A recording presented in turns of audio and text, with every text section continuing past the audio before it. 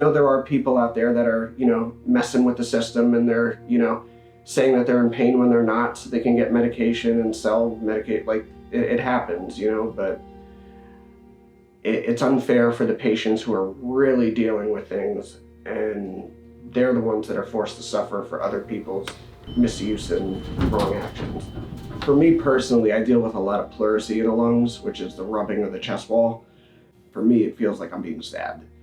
So constantly, every breath I'm taking, a lot of the time on the left side, it just feels like someone's running a knife, like up and down. At this point, I've probably been hospitalized a couple hundred times, probably throughout my life. In 2012, my left lung collapsed twice. They had to go in and staple off part of the lung that wouldn't reinflate. Obviously, after the surgery, they start you on like the morphine drips and stuff like that, because the recovery time was just brutal. I was in the hospital for a couple of months after that happened, because my lung just kept collapsing. And once I got good enough, or healthy enough at least to get home, they continued me on Percocet.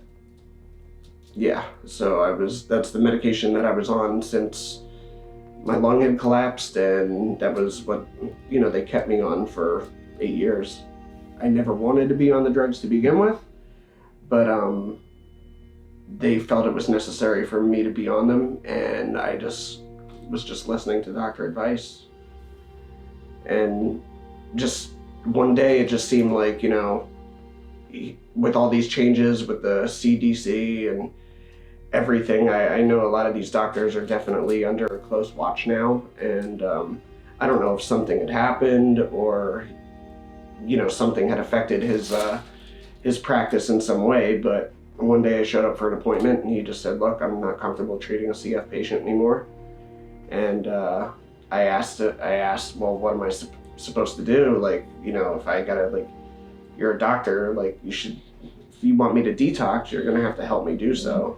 This is kind of like your ballpark of what you do." And he literally just said, "You're on your own. You just have to figure it out, and I can't help you anymore." New doctor's great, and the new medication that she has me on is definitely helping.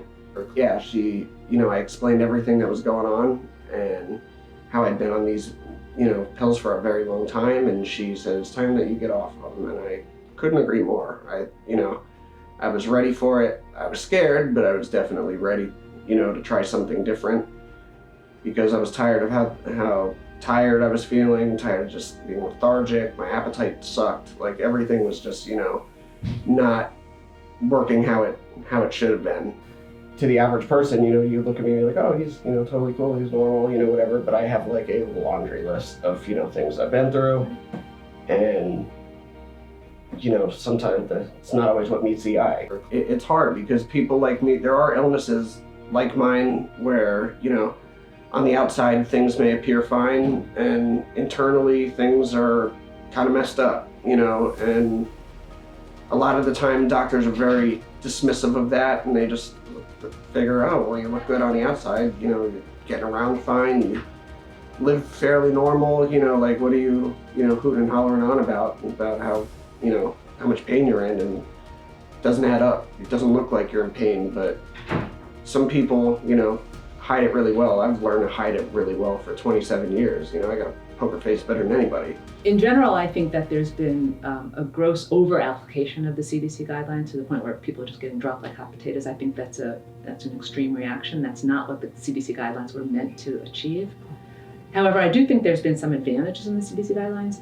For example, here you are having a much better outcome than had you stayed on what you were on for another 5 years. Exactly. Right? So I think that there is a silver lining in that. It's right here.